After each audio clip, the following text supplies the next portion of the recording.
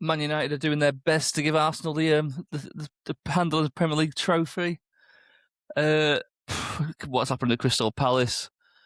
Liverpool get a nice another draw against a promoted side at Anfield. VAR is a sinker again. Let's talk about it. My name is Blair. Welcome to the Kicking Off Football podcast. I'm joined by my former boss, now current co-host, Ben Ballantyne. All right, Ben? Yeah, aching everywhere. Don't play football 2 days in a row at 39, mate. How did you get on yesterday? Got beat. Right. We'll leave it at that. Badly. Yeah. It's 39. You were 5-2. That's all right. Yeah. 39, centre midfield on a massive 4G pitch. No thanks. And survived the heart attack. Yeah. Well, I've had an heart attack at 35. Should have retired about 4 times. Keep dusting boots off, pal. I'm joined by my very good friend Joe. Welcome back, Joe. You all right? Yeah, not too bad, thank you. How's the Pittsburgh Steelers? Oh, they made it to playoffs and then got their customary ass kicking in the first round. And limped out last week. So. No. We made it to playoffs though, which I did not expect because we've been terrible. But who's gonna win the World Cup of national football? The World Cup. Probably, judging by the performances, probably Seattle. The Seahawks will probably take it this year. They've won it. They've won it quite recently, haven't they? I say that it might be like 7 years ago. I think it's more like 14. Okay. But yeah, they won it with Russell Wilson years ago. They got to the final recently, in not long back. I think my memory's getting middle with Eagles. I think I'm getting Eagles won it last year. Yeah. Yeah, I'm getting two birds mixed up. I think.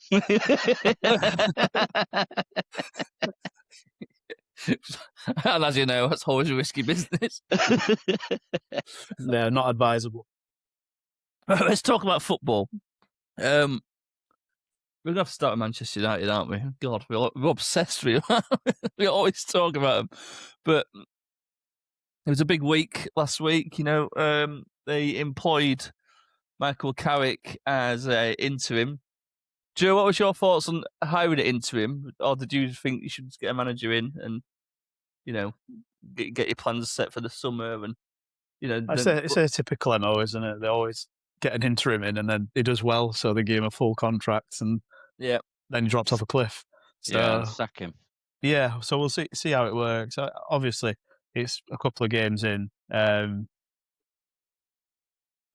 Obviously, they played well. So, yeah, it's looking like a all right decision. I mean, they lost in League Cup, but not League Cup, FA Cup, sorry. But they always seem to lose against Brighton, so there's no real surprise there. But yeah, no, I think it's good to steady the ship, but they need to put some real effort into finding the next permanent one if that's the decision they're going to make. I saw about they played Dorgu a more advanced role, didn't they, this week? And he's been like the only shining light of the Ruben Amorim era in my eyes. He's been brilliant, getting better and better. He's getting lethal, isn't he? He's getting right in the good attacking areas every game now. He's a real outlet. He's got a very good crossing and all, hasn't he? I think they looked at him and went, "Oh, well, you're a good wing back, but you're a better winger, so we'll just play you further up." Carrick's come in and sort of put it into the back four again, so he's got the license up front because he's got Shaw behind him at the minute, Dallow at the other side, so it works out with a bit more balance. Funnily enough, when you're actually playing to the I don't know the preferred attacking style, it's going to work out a bit better. I didn't think he'd be that good up like on the wing, but he's been incredible for him, to be fair. Yeah, BB. Man United played Harry Maguire. Michael Carrick brought Harry Maguire back in. I've always rated him. I thought he's been hung out to dry in recent seasons by Manchester United fans and managers. You know, making him play a stupid eye line. It's like, but once you get turned around, he's not catching them. So why? And then he's got blame for everything. He had a right game. Yeah, he did. Well, that's what it's about, isn't it? If you want your centre half to head and kick it, that's what he's all about, isn't he? And there's not many better than him in the air. He's, and you can afford to sit a bit deeper and say, go on then, if you're going to cross it in, because you'll gamble. Maguire will win 99% of his headers, won't he? And out it goes, no problem. But I think the main thing he's done is he's just closed those distances down all across the pitch. You see how they're set up in a 4-4-2 out of possession? Yeah. And they're just, you've got Casemiro who can't run. He's still a good player. So close the distances down. He just brought in Manu and played him much tighter to him. And they sat in there as a 2. And, they took the space away from Manchester City and just let him go around outside. And that, obviously, they couldn't break him down. They frustrated him. And obviously, the amount of times they caught him on the break, Christ, could have been 4 or 5, couldn't it? And yeah, and they pounced them, didn't they? As soon as they won the ball back, it was 3 or 4 charging forward. And credit to Donnarumma. Bloody hell, what a game he had. One of them when he proper saved it off his wrist. Yeah. That was an unbelievable save, that. And you think the tip onto the post were like the pinnacle for me. It just gets that slight touch. He were, I mean, he's always unbelievable though. Yeah. We were talking about it last week, or maybe the episode before, and we were talking about what Man United are all about, and it is about those pacey wingers. It is about them being explosive. It's what they've always been about. And Carrick just brought it back to basics, didn't he? You stay compact, and when we get the ball, the amount of running forward that you saw from Man United's midfield, and obviously he made the most sensible decision any manager would make going into that team, is you don't play Bruno Fernandes as a fucking half-back in front of your back four. Because that's how he hurts teams at the other end of the pitch. You don't need him back there. He didn't sub off 2 centre halves, so when you 1-0 up either, Yeah. He stabilised it all.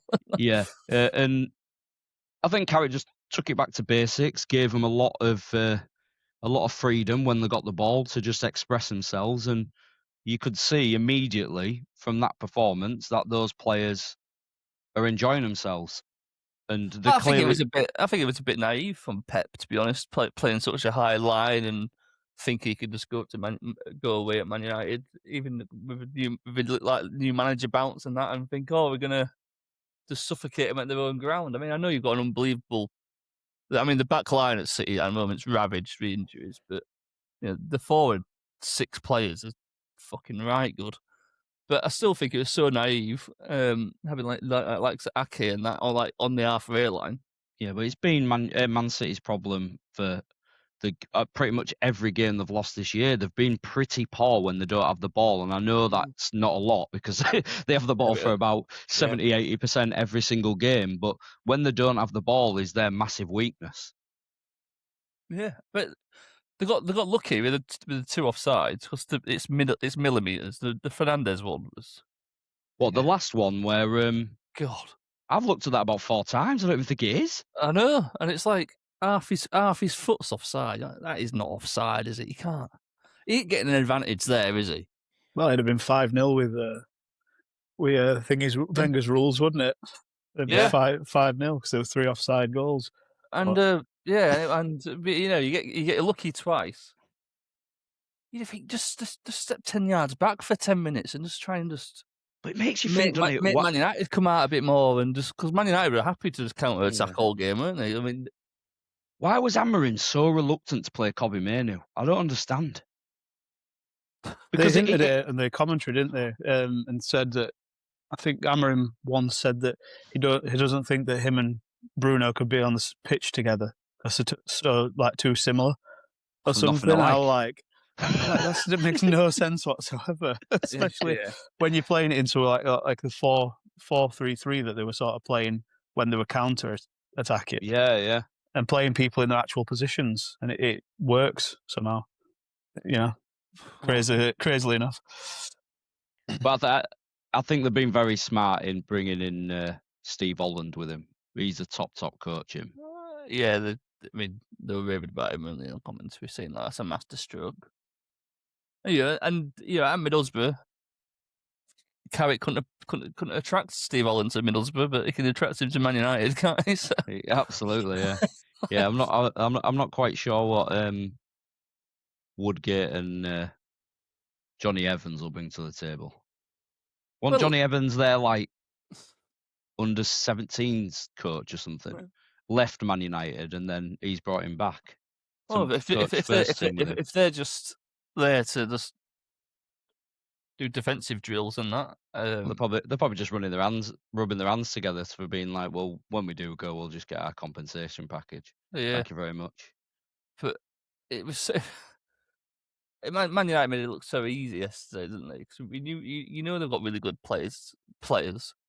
Yeah. Just stay compact. You know they're going to end up, nick the ball off them and attack quickly. I mean, it was so easy for them. Especially like that. Was it the Kazakhstan centre half of Manchester he got last January? Pushinov. Yeah, he's Uzambek or whatever. Yeah, I can't see him being there long. I don't think he's good enough for them.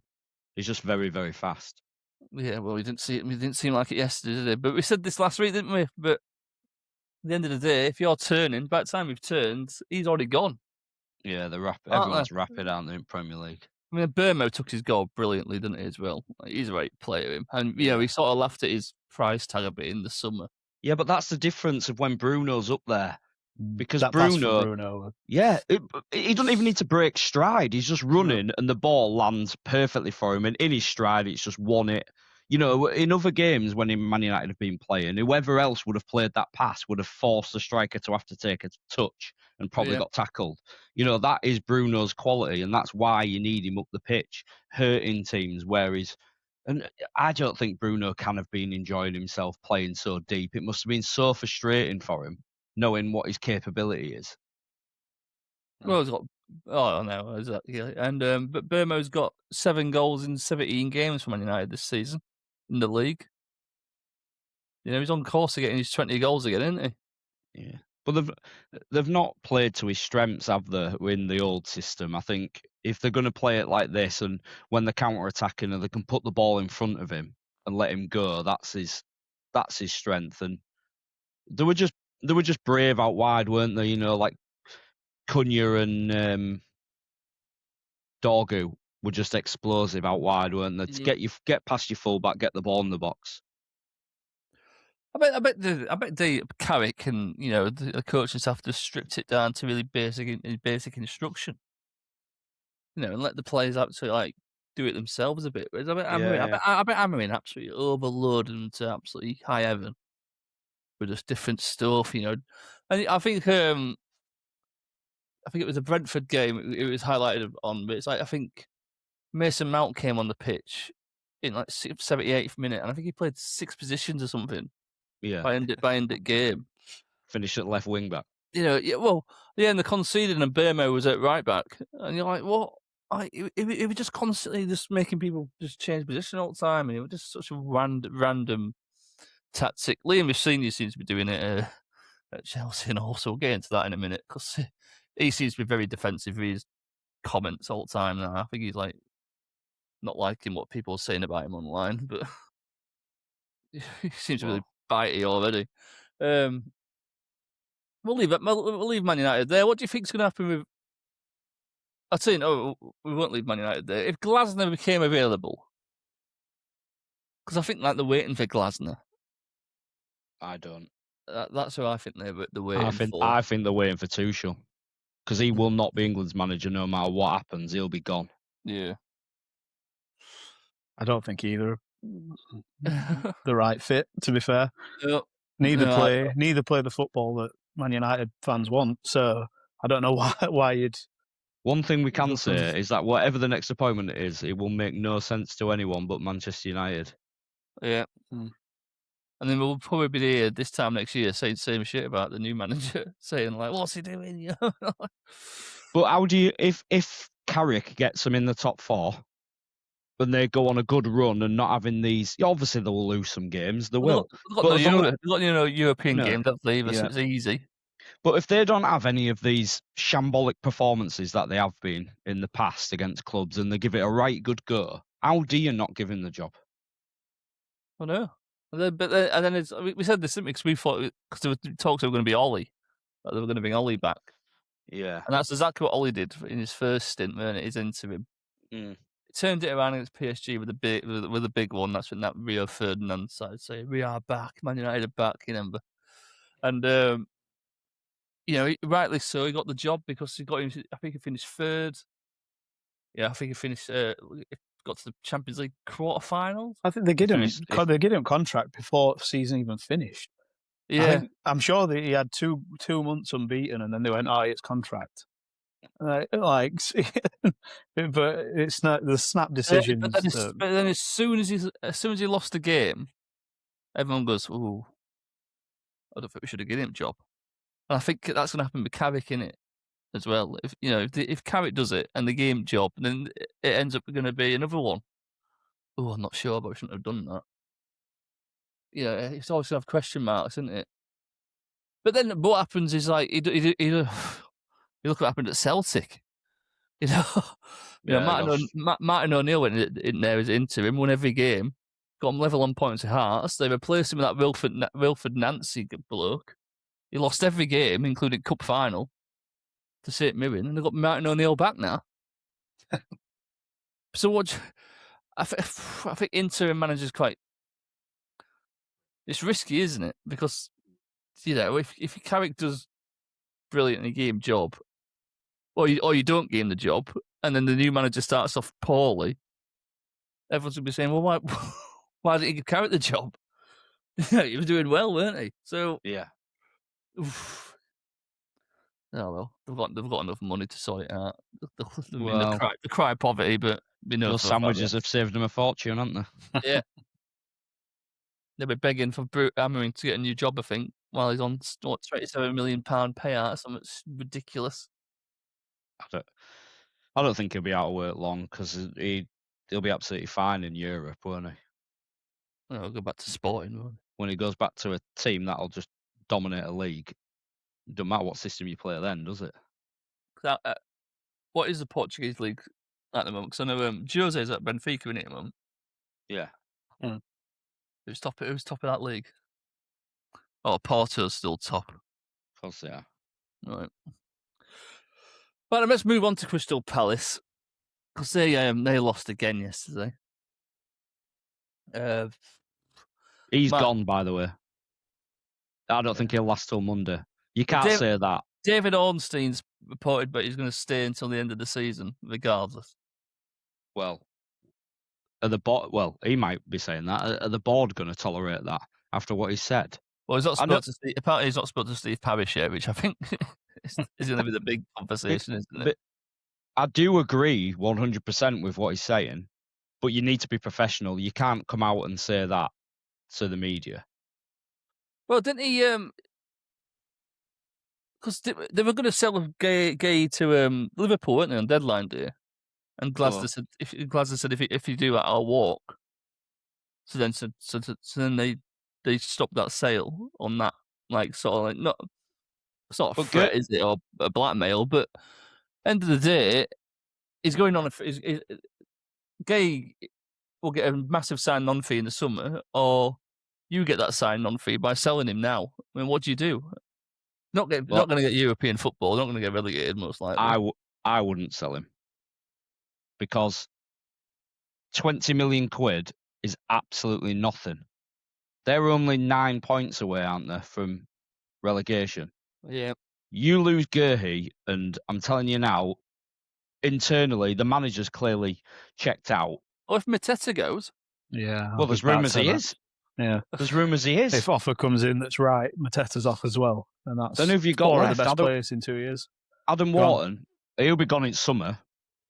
Guaranteed. Oh, God. Yeah, I could see him in a Chelsea shirt, which just annoys me because that's when you ruin your career. I think you'll see Adam Wharton in a Real Madrid shirt. What, you think he's that good? Yeah, I really do. All right. It's a bold statement, that, baby. Well, clip it then. That's it. Is that how you're going to get the podcast some more views? By saying, we'll get 12 viewers because I've said that. Yeah, but Ward will go in the summer because he'll have a good World Cup. You know what that's like. Have a good World Cup, you're gone, aren't you? You know, But didn't he had his medical, his video the lot, didn't he, at Liverpool? Yeah, he flew up, had a hearing kit and did all pictures and stuff. Wow. And then they pulled plug at last minute to keep Glasner, but then Glasner's out of contract next summer. Well, in the summer now, should I say? So it's very baffling decision. Why haven't Liverpool gone back in then first? Because we're not willing to pay him $300,000 a week like City. Yeah. To be in all honesty, who's paying $300,000 to a centre back? That's fucking ridiculous. Well, that's elite contract. Obviously, I'm not going to say it's gospel, but there must have been a reason why we didn't go back in, or we did, and we've looked at it and gone now. It wasn't just one account saying that; like some quite reliable source have alluded to that's pretty much what he's going to be on. I guess that'll be just Man City making up the difference for this. 10 million quid or whatever bloody signing on fee he's not going to get. Yeah. Like I'll get more if I just go in summer. And it's probably just like, oh, well, there you go then. It's $300,000. What do you think of that? Doesn't matter to them, does it? It's insane, isn't it? I don't think any player should be on $300,000 a week, but I really don't think a centre half should be on $300,000 a week if you're going to... And I'm still not convinced he's that good. Do you know what I mean? I know he's a good player, but I'm not saying he's not on like the level like Sergio Ramos, Van Dijk, Yeah. I guess you'll see it more when he's at. But that's if that's the sort of money you're paying him, that's like you're pretty much saying he's the best centre half in the world, aren't you? Like one off. Oh. So we'll find out. We'll find out how good he is. It's whether he plays as many minutes as well. As soon as Guardiola and Diaz are back, are they going to be favoured again? Mm. So, obviously a lucrative decision for him, but and he'll play for the next couple of months pretty solidly.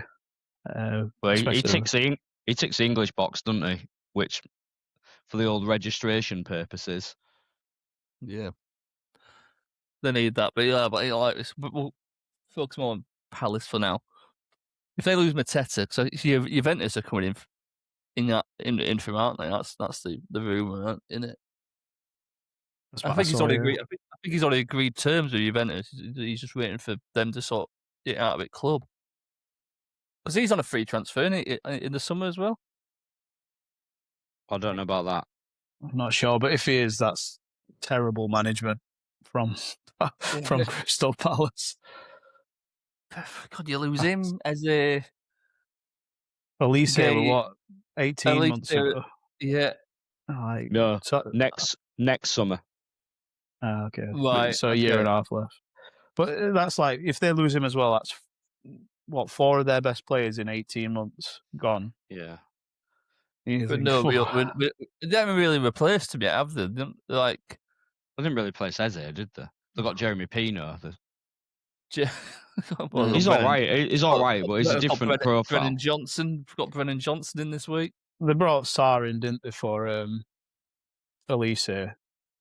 Well, that were kind of like the replacement for him. And yeah, like you say, they've got Brennan Johnson in, but who else have they got for Eddie Nketiah? Is it? They've got up front with that Edouard.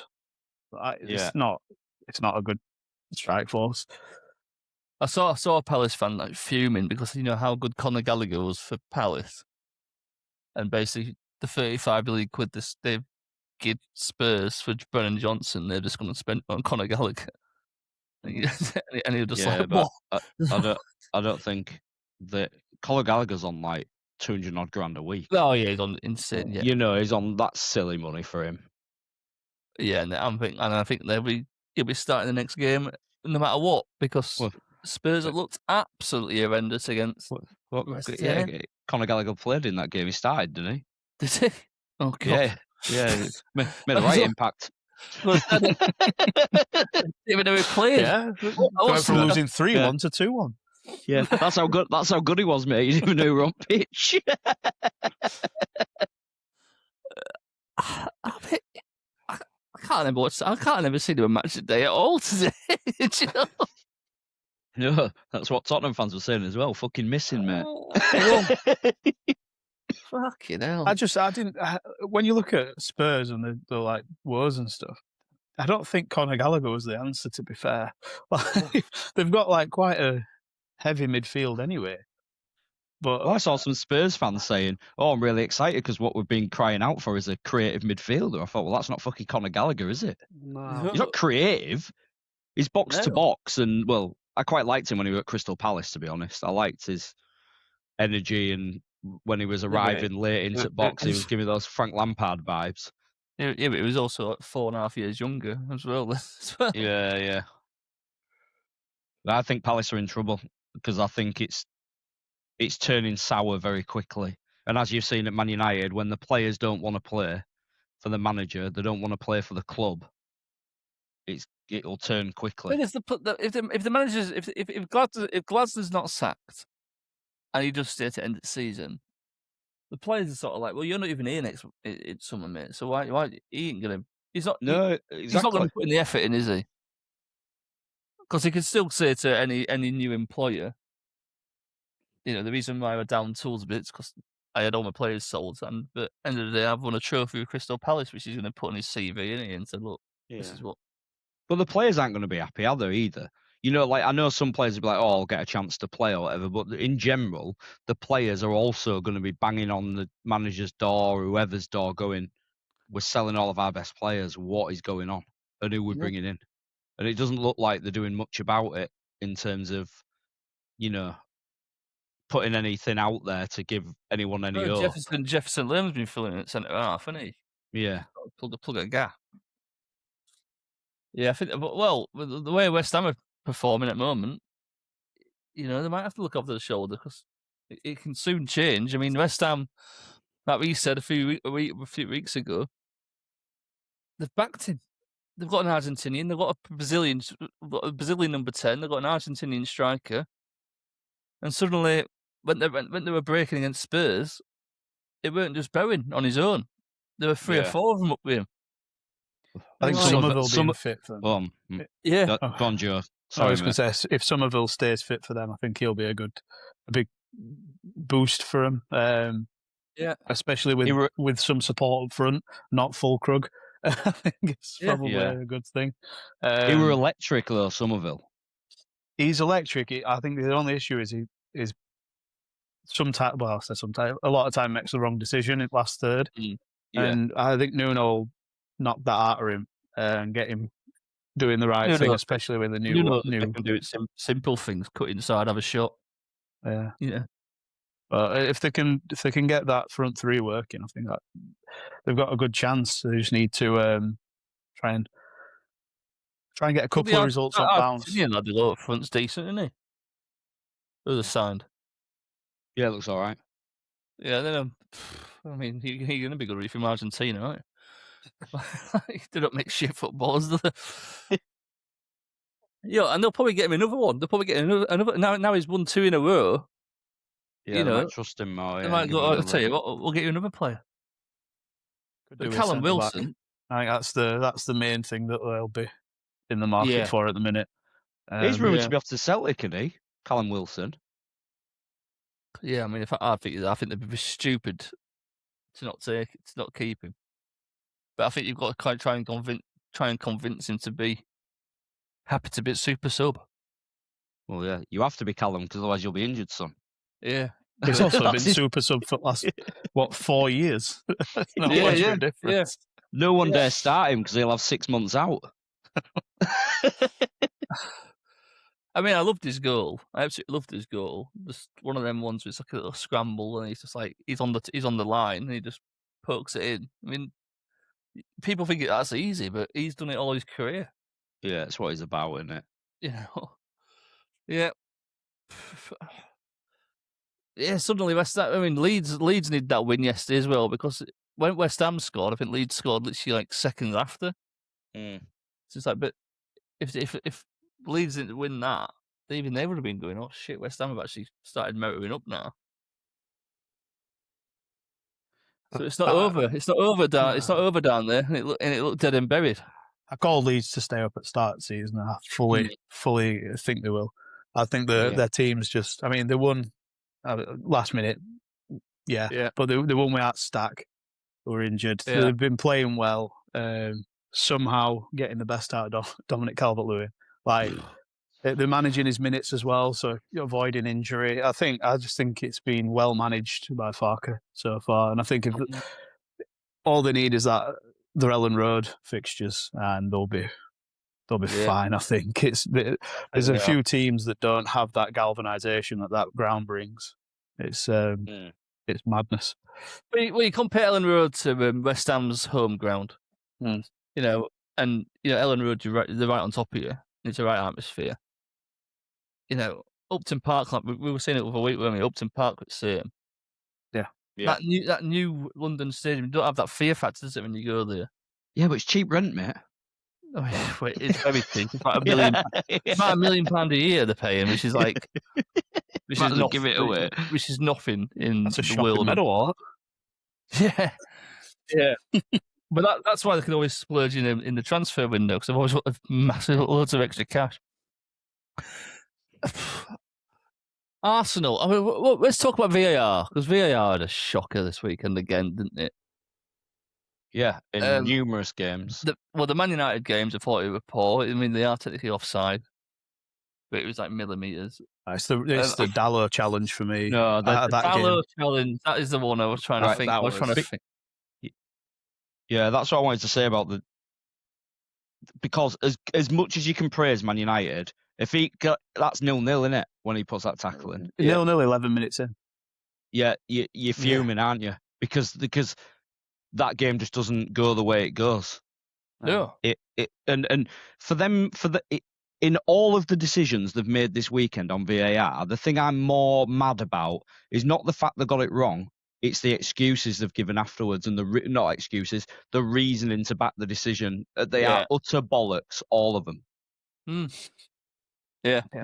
Dalot won no excessive force. Yeah, even their excuses aren't even consistent, though, are they? That's the funny thing about it. Dalot is unbelievably lucky that Doku turned and saw that challenge coming. He'd have broken his leg. Yeah, because Dalot is at full stretch with his leg. It's knee high. Knee high, studs up, scrapes down his leg. We've seen people sent off for that where they scrape the back of their ankle and they get sent off. What were it? Lewis Skelly last season? Oh yeah, when he accidentally stood on him. Yeah, because they were on break, but at their box. Slid his studs down back of his leg and got sent off. So where's the consistency? Even Xavi Simons against Liverpool, he sort of slipped, didn't he? And sort of like, his foot just like, it went as high as Dalot's leg, and it was nowhere near as much force. No. No. Terrible. Did Cole Palmer get sent off as well? And he's pretty much just like stood on someone's foot. Yeah, I think we're the week, weren't it? Yeah. You're like, whoa. Yeah. In the Arsenal game from the handball, they said his arm was in a natural position. Oh, despite him scooping his arm to try and keep it in play. Well, I just don't understand. He didn't want him to go out for a corner. His arms literally moved towards. Oh mate, I can't. Like, they can't had a good get out out of jail free clause with that one as well, because they could have just said he got bumped him back from a collision, so it was accidental. Yeah. But they didn't. They decided to go. Well, it's a natural position. So the reasoning doesn't even fit it, does it? No, the problem is we've seen pens given when the ball gets blasted. Someone has a shot. A guy will have his arms like that, but he'll turn. Yeah. And it's his elbow, and they'll give a penalty for handball. Tarkowski against Leeds opening game at season. Oh yeah, that was a shocker. Yeah.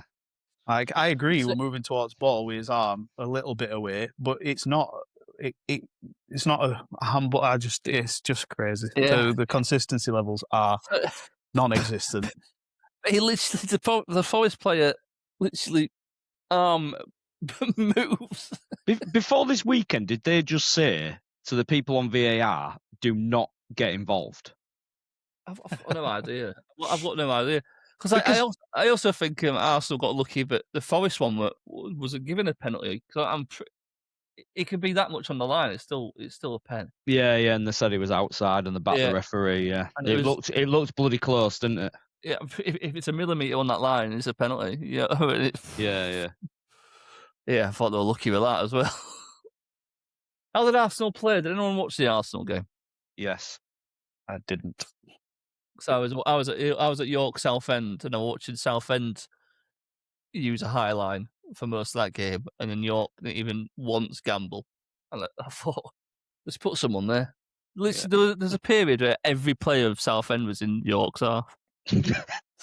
So I thought, put someone that Josh Stones is standing there, and give him something to think about. Yeah, the Arsenal game wasn't great from Arsenal's perspective, but I don't really think you can criticise Arsenal. You have to give a lot of credit to Nottingham Forest. Well, I think with the result with West Ham winning, I think it really put a rock up with the arse. Forest defended extremely well and were good on the break when they got the ball. Yeah, Arsenal just couldn't break them down, and well, it had probably been a different story if Martinelli could finish from 4 yards. But you've seen that where he hits him on heel and goes wide. You've got to be finishing that. But in general, I think Arsenal just didn't do enough to break them down, and Forest were exceptional. How you'd expect Dyche to set up. Very, and the rattled Arsenal. You've seen him do that numerous times at whatever club he's been at. I mean, very fortunate Man City lost some. They've not took 3 points in the past 3 games, have they? They haven't won a game in 3, have they, Man City? No, and Villa dropped points. So in reality, for Arsenal, it's been a positive. Yeah. 7. Is that 7 points clear now? 7 clear now. Yeah. So it's been they've had a lucky week, but is it Arsenal Man United next weekend? Yeah. Oh, and Arsenal got the Champions League midweek, right? Yeah. Well, that's where it's tough now, isn't it? Because you're looking at Inter Milan away, and then Sunday got Man United at home. We saw how Man United played today. Just sack off Champions League. They're already through, aren't they? Oh no, it's pointless. But I don't think you're allowed. Do you know what I mean? I think aren't wins like a million? Wins get you a million or something ridiculous. So they probably want to get a few more wins. Yeah, but Inter Milan are top of Serie A, aren't they? So it's not going to be an easy game. That. I mean, you know how Man United played against Man City. They're going to play exactly the same way against Arsenal. Yeah, it'll be a similar. You come on to it? Yeah, you come on to us. You can have all the ball, but we're going to break with pace. And we'll. Where's it at? It's at the Emirates. Right. Okay. But I think that suits Man United more. I think that suits Man United more. They're not going to play with possession. They're going to play to their strengths, and it could work out very well. I said it to my partner who's a Man United fan. If you're going to play to the strengths, and you always get up for the big games, like they're not bothered about Brighton at home in Cup.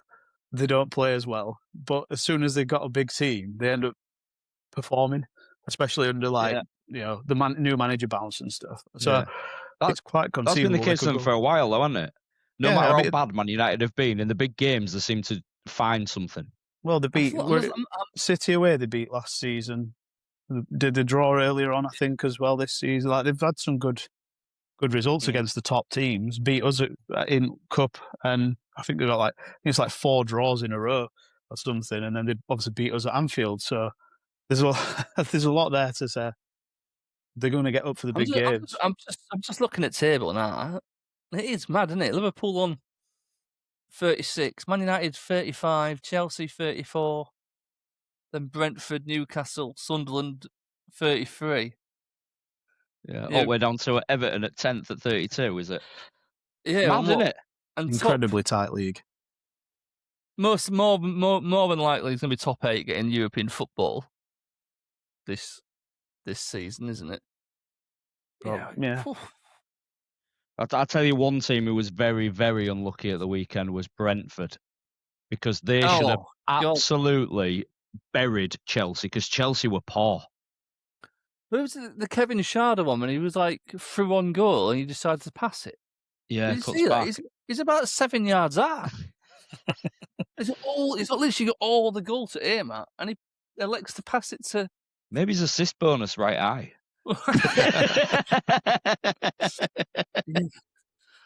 It was crazy. That was at 0-0, weren't it? But yeah. But he missed about, I don't know if it was just him, but Brentford missed about 3 1-on-1s, didn't they? And Sanchez had a very good game. Chelsea have had loads of them games though this season, at home especially, where they've managed to win 1 or 2-0, and it on paper looks comfortable. But they've I think there's been 3 different goals ruled out for whatever else it's constant wins. I think we're at Palace earlier on in the season where it were 0-0, and Palace should have won because of the Eze free kick, first game at season or second game, whatever it were. Yeah. Fulham at home where Thingy gets sent off. Just very, very lucky in some of the happenstances that have occurred. They've shown a match of the day, like we were saying earlier, but he had players all over the place, playing in random positions, and he was sending notes all the time on the pitch. Did he do a lot at Hull when he was Hull manager, BB? No, that's just because he's coming, and he'll be getting absolutely no time on the training ground with them. Anything he'll be doing with them will be in the video room or whatever, won't he? And having individual talks with players. He won't have had them on training ground yet, maybe once, because of the amount of games they're playing. They'll just be talking to him, and I guess when he wants to change the system or send a message, he's going to have to, get it out on his bit of paper. He seemed very defensive in his post-match interview. I think someone just said to him, "Oh, you've got through your first Premier League game. How do you feel?" He goes, "What do you mean?" He's like, "Well, you just managed your first ever Premier League game." He goes, "All right." Yeah. I was like, what? I was like, oh, I don't know if because of how poor Chelsea played. Yeah, maybe. And a lot of people are saying that he's not qualified for a job and stuff, aren't they? And stuff like that. Well, yeah, he got this when he went to Strasbourg. When he went there, they were absolutely fuming because they were saying, we've got this nobody from England. Yeah. And they weren't happy about it. So I'm sure he's used to getting flack. I think a little bit where we're seeing here is and what I think the media might target him for is I think he talks a little bit too much. Yeah. And he's a little bit too honest. And sometimes the media can turn that on you. Oh, I know. I mean, Big Ange got murdered for doing that, didn't he? Like as soon as they found out he had sound bites out of him. Yeah, they'll be on him every week trying to get him to bite. Well, Ange just bit before they started, I think. Because Tottenham probably should have kept him. That's right. What I will say about Chelsea is, but they need a centre half, an experienced head to sort of just marshal things a bit more at the back. So they've agreed £65 million for Rennes defender Jeremy Jacquet, who's 20 years old. Good work. That's just what you need, Chelsea. Well done. 8-year contract. Yeah, 8-year contract. Never leave. Option for a 9th.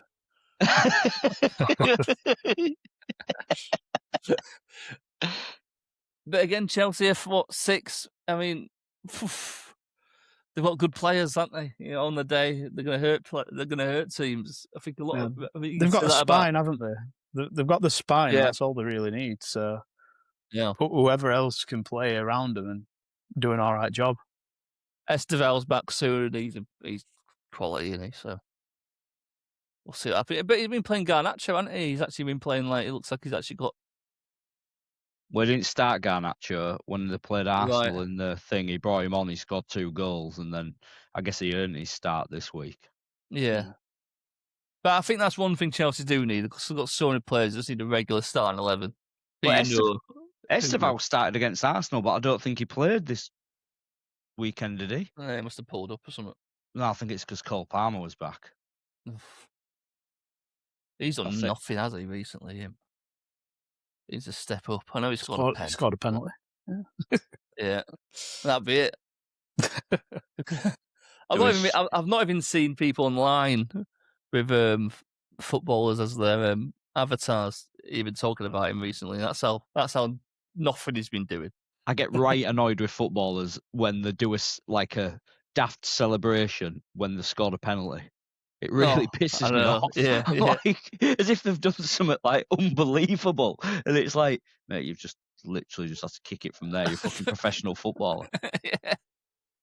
They hadn't been involved in incident or anything. Not like they won it and it was like made a massive difference. Fucking winds me up. Yeah. Quickly then, Joe, we'll talk about Liverpool quickly. Second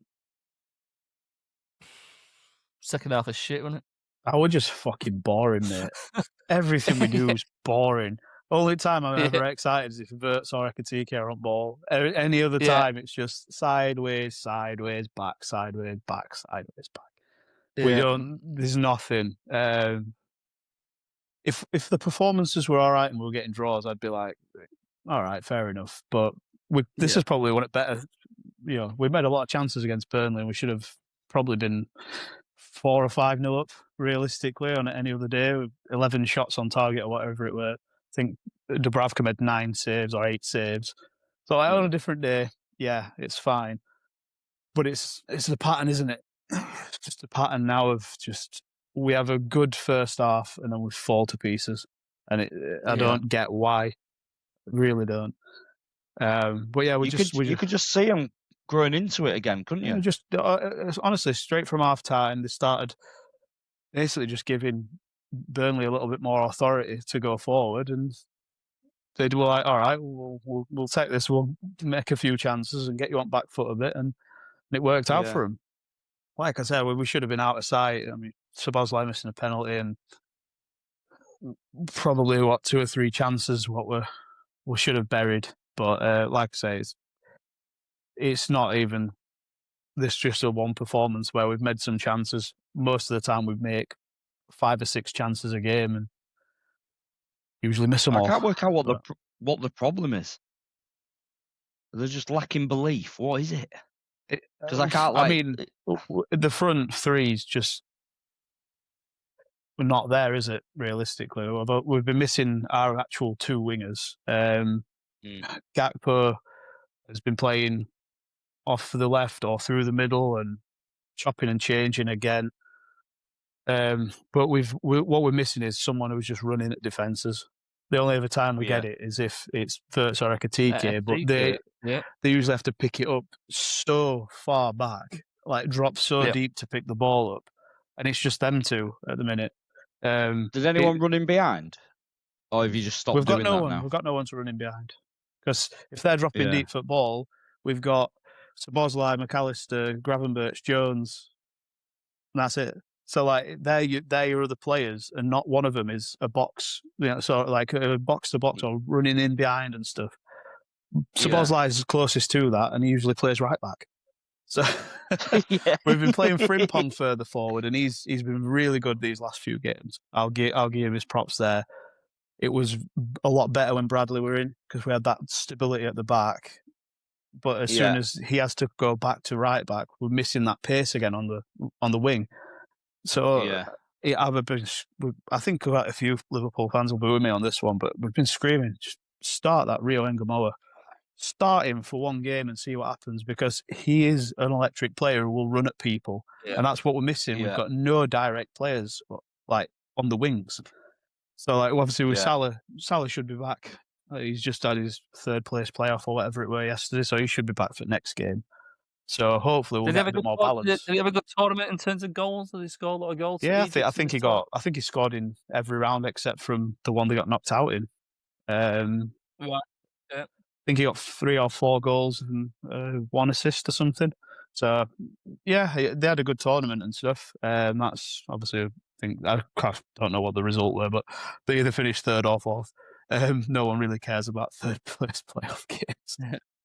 But no, if he's back, we should have a bit more balance. It's just crazy that we're not sort of looking at it and going, "Oh, we need somebody to actually run at players and try and make space." Gakpo's just you can read him like a book. Yeah, he gets the ball, he cuts inside and loses ball, or he cuts inside and shoots over, or he cuts inside and then maybe 1 out of 10 times that he does, he'll score. Senegal won the African Nations, by the way. No, did they? The old Senegal. Senegal's just won it, yeah. I saw that they got cheated half at a it at Sunderland. last bit, but did it go to extra time? Yeah. Yeah, apparently they scored in 93rd minute and it got ruled out wrongly, which is shock horror for a big tournament. It's Moroccans. It was in Morocco, wasn't it? It was Yeah. the host, aren't they? And Morocco got a penalty in the 98th minute to take it to extra time. Really? Wonder why that happens. I did see some comments where people were moaning about VAR and they were like, if you think it's bad here, go and watch African Cup of Nations. Because apparently refereeing were terrible. VAR decisions made no sense. I hadn't seen any of this. I just saw some comments and it made me laugh. Do you think Slots enjoyed Salah not being there? Because it's been because that was a huge talking point, wasn't it? But I mean, technically, we're unbeaten since then. But we've had 4 draws, or is it 5 draws in 9 or whatever? Yeah, and it's just not. It's not good enough. Like I say, we know he was playing poorly, don't we? And we were saying like maybe drop him, but I think the way Slot handled it in terms of throwing him out to dry and saying, look, and absolutely hammering him. I thought, like, this guy has scored. What was he? Is he the highest goal scorer in like the club's Premier League history? A lot of people love this guy, man. He's got the most goals and assists in Premier League history. He's like 4th on top goal scorers or whatever. Like for me, when I said we need to just take him out of team, as in the starting 11. I'm not saying drop him and don't play him. He's still Mo Salah, and he still can come on. It baffles me. Maybe he's just saying to him like, sorry, it's just Salah. Maybe he's just turning around to him and going like, "Will you please, for fuck's sake, put the ball in behind the fullback so I can run onto it?" Because every time we've seen Salah play this year, everything's just passed to his feet, and I don't think that's ever really been his game. The thing he's brilliant at was you'd get that ball to Trent and he would just go, and he knew that no matter what happened, Trent had basically put it pretty much right in front of him. Yeah. And then when he's at full pace and running at you, then you're in trouble. Yeah, and then the backline's shitting themselves, aren't they? Yeah. You know what it's like. He's been prolific, absolutely prolific. Well, if you watch his goal reel back, scary. He plays. He's a winger at the end of the day. He's not a midfielder, and trying to shoehorn him into this like 4-2-3-1 system that doesn't suit him is just not going to work. Like, I don't understand how hard it is just to go stick out right and just see what happens. Because you've got a willing runner in Ekatike who will run everything down anyway. And he's also quite techie, so he'll get into right positions in box. But we're not putting. We weren't. And we like it on both. I think it's great. We both like it on both sides of the pitch at the minute, where it goes out to the wingers and they cut in. It's only since we put Frimpong on right wing where we've actually put crosses in, and it's like, wow, you know what? We could cross to someone who's 6'2". Who knew? Like it baffles me how we've got these players who quite clearly fit a 4-3-3, and we're trying as best to do this. It's feeling like sort of the Amorim thing of, I'm going to stick with this system, even though it's not working. And the system last season that won its league by decent amount of points, we just went, it doesn't matter anymore. But the players we've signed fit 4-3-3, and we're not playing it. Say, even Isaac, when he's back fit, he just wants crosses to attack, doesn't he? He don't want the ball. Where all his goals came from at Newcastle. Yeah. Attacking crosses. Playing balls through lines. We're not doing that at all. Like, we've got runners, we've got people who will run behind. Like, if you just kick the ball behind the defence, Frimpong will beat 99% of players to that ball, and we're not doing it. To me, it's just like we're trying to control games via possession, but we're never actually making the piercing passes that we need to. And the 1 or 2 times we did it against Burnley, we had a boatload of chances out of it, caused chaos, but we're not doing it enough in the game. In the Arsenal game I watched when Liverpool played Frimpong on right wing, he was murdering the fullbacks, and they weren't slow fullbacks either, and he was making them look slow because of how quick he was. And Liverpool's get out was we clip it into a corner and Frimpong gets us, 20, 30 yards up the pitch. Especially in that game where we had pretty much all of our forwards out, because I think that was Gakpo were out, obviously Isak's out, Salah's at AFCON. You've got no one there apart from Frimpong, so it's a good get out of jail free clause. But now we've got people back. I said people. Now we've got Ekatike back. Do that, he's gone back. But then Ekatike can actually keep up, and he can cross the ball in rather than it being, we'll run into corner, and that's it. Yeah. It's for me at the minute. It's just just weird decisions. I struggle to see how he's going to change it to fit everyone in when they're all back as well, or not even fit everyone in, but play to everyone's strengths when they're on the pitch. It feels like we're just shoehorning people into positions they shouldn't play. Any news on signings in January? Because they spent a lot in the summer. No, we're not spending any apparently, even though we've got 2 centre backs. That's it. And there was all them talks about they were going to go in for Semenyo and Gay and that back in January. We're going to go back in for them in January and just let them go to City then. City went in first, so it's just it is what it is. I mean, for me, it kind of just feels like. On? Oh, he'll be on. Enough. He's got to be on 300. He's got to be on 300 grand a week, hasn't he? I doubt he'll be on. For me, it's not even the fact that they've got him. That's fine. Like they've done it for years. They'll sign top quality players because that's what they want to do, and they build good teams out there. They always sell for good money as well, generally. So they're never making much of a loss when they actually sell them in the end. But for me, it's looking at players like there's a lot of decent talent that's there. We could get in to be backup or starters, like Charlie Cresswell from is it Toulouse? But he's looking like he's going to Wolfsburg, and I'm like, well, why don't we bring him in? Let him learn under Van Dijk for a couple of years and build him up that way.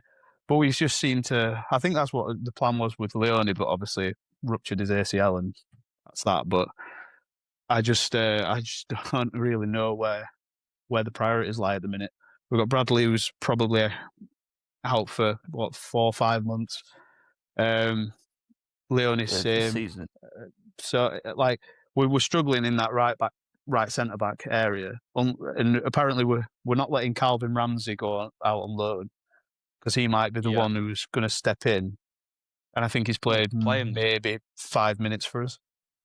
So I'm like, look, I think he was on loan at Preston or something last season. Like, not obviously not the level we need to be the backup at the minute. But now the business in the summer were good for the players we brought in, but our actual squad took a hit. But we've not. We're not looking at that now. Lose players. The only thing I can think is why we're not going into players at the minute, and there's been some rumours, is because they're not 100% on Slot. They're not going to back him. Backed him in summer, it's not worked. So why would they do it again? Apparently, Johnny Heitinga obviously failed at Ajax as a full manager, but wanted to come back as our assistant, and apparently we've said no. And that's rumoured to be because we're not 100% if we're going to keep Slot until the end of the season. Or past that, should I say. A certain Spaniard got released by Real Madrid. Well, walked away from Real Madrid this week as well, didn't he? And I saw something about that. Might make a decision be made quick. Said that he wants a job in the Premier League, but he's going to wait until June. Is the thing I heard today. So, right, yeah. From the rumour mill that is Twitter. The thing is, if we'll end it in a second, but it sounds like what Alonso has come out and said is basically he said like the Real Madrid squad, like dressing rooms, a bunch of dickheads basically wouldn't listen to him at all. Yeah, had too much power. But what else is new? Said the wine all the time and stuff like that, and I think he wanted to go and coach a team and put his ideas in and stuff, and I just don't think they listen to him. So, but I think at Liverpool, I think he'd get that. So, well, I think players do. I think that would be a good fit. I think that'd be a good fit in the summer. It's hard to warm to Slot, isn't it? I know I'm a neutral, but I quite like Pep.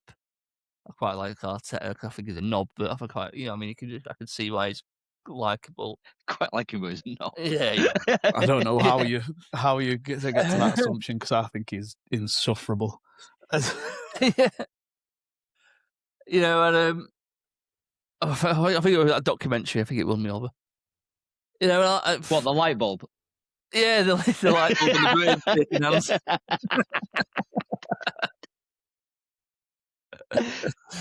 And something about Slot. I find it hard to warm to. I think if Liverpool fans having that same feeling, then maybe it's not going to work. Even war. We warmed to him quickly. We backed him quickly. And everything were rosy. We would no issue. We've even backed him through that 9 loss in a row, whatever it were, in October, November time. Backed him through that and said, give him time, because he won his league again. Brought in his players, gave him a chance. But when it's 3 months now down the line, the performances don't look that much better. We're eking out results here and there, but drawing to promoted sides. All 3 games at Anfield. First time we've failed to beat one of the 3 promoted sides at home since 1981. It's not exactly a good read. I think you're under a lot of pressure, and there's a good run of games at the minute. Like, I think we've got a couple of tricky ones and a couple of favourable matchups. So we'll see. Like, we struggled to beat Wolves at home, which is dreadful. Drawing to. It's the amount of leads Liverpool give away. Yeah. It's been a lot this year, hasn't it? Every it's game. not just that they're not winning games; it's they're in points, they're in the driving position, and somehow seem to just let teams grow into a game. And we're even saying at the beginning of the season, but with Bournemouth at home, we were 2-0 up. Let them come back into it 2-2 and manage to get 4-2 win at end. I think there were like for it first 5 games at season, we were in winning positions. In the second half, we lost that winning position, and then we had to fight for it back. Luckily, we won those 5, because if we didn't win those 5, I'd like to think where we'd be. Yeah. So it's not looking good for Slot at the minute. Can't really see a way for him to get out of it unless Salah comes back and hits the ground like he did last season. But I don't know whether you're interested or not, but I did look up Semenyo's wages, and apparently he's on 150 grand a week. That'll go up to 200 grand based on performance. Oh, right. He'll be a bit less than what I thought. He'll be fuming. How's he going to live on that? Oh, no. Well, we'll end it there. That was an hour. Yeah. Easy. Breeze by. Cheers, lads. Speak to you next week. See you later. See you.